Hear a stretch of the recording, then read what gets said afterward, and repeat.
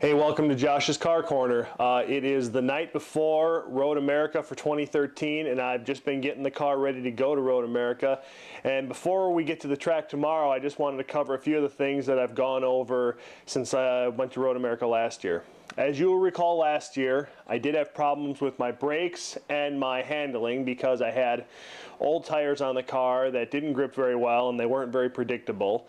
Well, that's been replaced. I'm just going to use the all-season tires that I've got on the car now, and I'm going to drive on those, and I'm sure they will have limits, and I'm sure they won't be as grippy as a proper race tire will be, but they should be a lot more predictable. And also, the suspension's been modified from last year too. I now have Coney adjustable shocks in the back, and I also have the coilovers in the front, if you'll remember the video of the world's greatest instructions for assembly. The ride height is now set absolutely perfect in all corners. It's very level, very uniform. It's much better than it used to. I found out that I had a bent left rear control arm. I've replaced that. That's helped me a little bit with my rear camber. I still have a bit of rear camber that I can't account for. That's probably coming from something else that might possibly still be bent, possibly the cradle. I really hope not, but I don't know yet. And also, I've now got adjustability in the shocks too. I mean, the rear shocks are adjustable, but these coilovers also have adjustability in the damp and rebound. And I'm probably going to turn that up for the track tomorrow, and I'll play with it and see what works best for the car. Now also, with the brakes that failed on me last year, those have now been replaced as well. Last year I was just using factory rotors that I'd had on the car forever, and I put Hawk racing pads on them, and I really shouldn't have done that. They didn't hold up.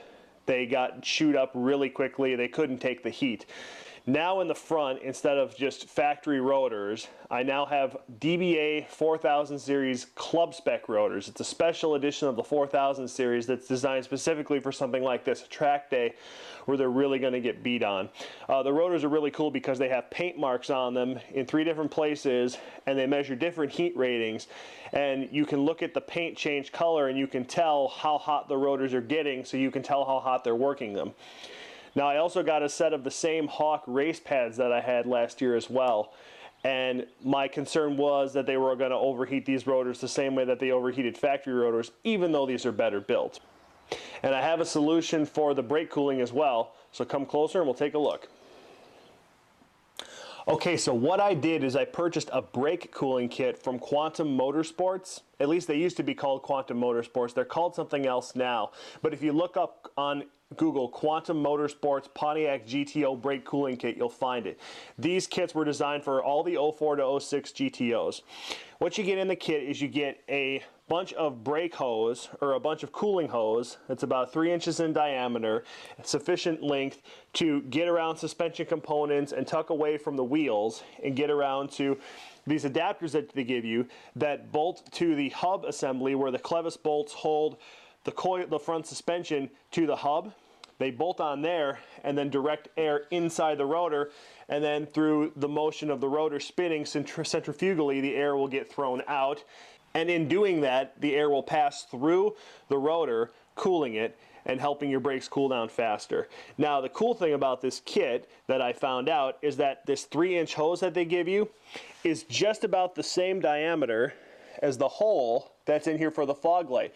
And it's got a plastic thing that holds the whole thing together. Instead of being like steel coil wound around the tubing, it's plastic. And what's cool is it fits in here perfectly. You turn it one rotation through this hole like a screw, and it's locked in there, and it doesn't move. So that's a really cool feature, and I'm not sure if that was intentional or not, but it's very beneficial. And then just to get more air in there, I made these. These are just things you can get from any parts store. This is just a 2.5-inch to 3-inch expansion for exhaust pipe.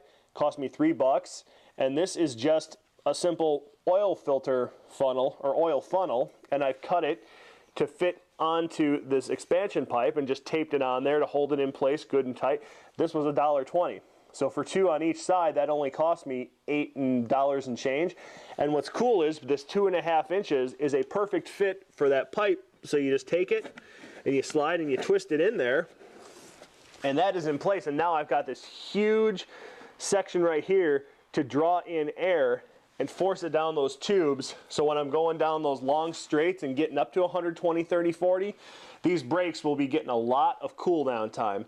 So hopefully that will solve the brake overheating issues. It might actually be a little overkill, but I have no complaints if it is. I want these brakes to work all week, all day. I want this car to stop. I want to be able to cut my lap times by having shorter braking distances. So hopefully this is the solution. So that's a brief overview of what I've done to the car, and we'll pick things up tomorrow morning at the track.